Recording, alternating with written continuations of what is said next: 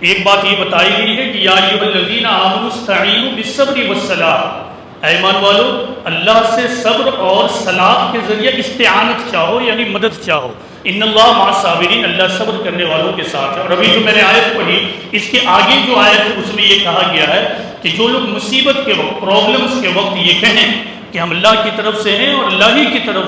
رجوع کرنے والے ہیں، اسی کی طرف جانے والے ہیں، تو ان کے لیے ہی شاباشیاں ہیں، کامیابیاں ہیں۔